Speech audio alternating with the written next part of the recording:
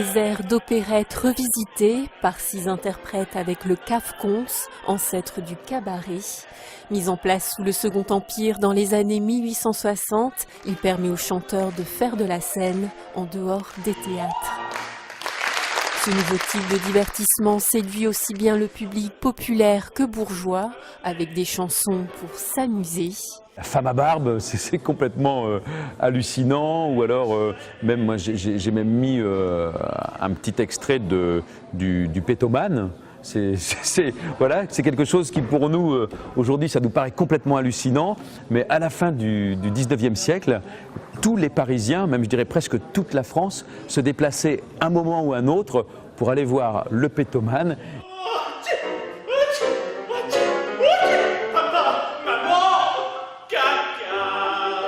Nos ancêtres, il n'y a pas si longtemps, ils osaient s'amuser sur des choses qu'aujourd'hui, nous, on a complètement censurées. C'est presque, je dirais, sorti de nos habitudes du rire. Et pourtant, tout ça, ça vient du grand Rabelais.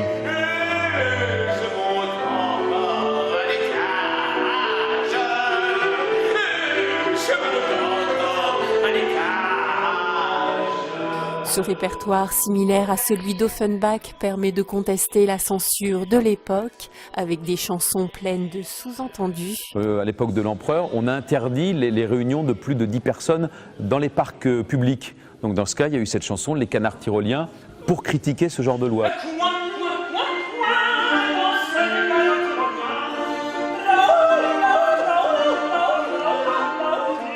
Le metteur en scène a choisi de faire revivre celle qui a incarné la réussite éclatante du genre, la chanteuse Teresa, de son vrai nom, Emma Valadon. Qui était la chanteuse la plus célèbre de cette époque, et même pour la petite anecdote, c'était la plus payée.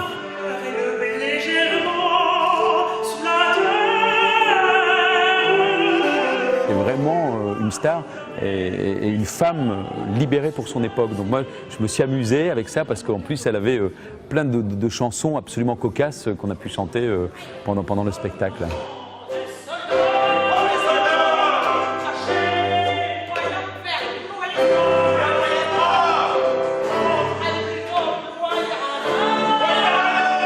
Admirée par l'empereur mais aussi par Alexandre Dumas, l'artiste Teresa fit une carrière de 40 ans.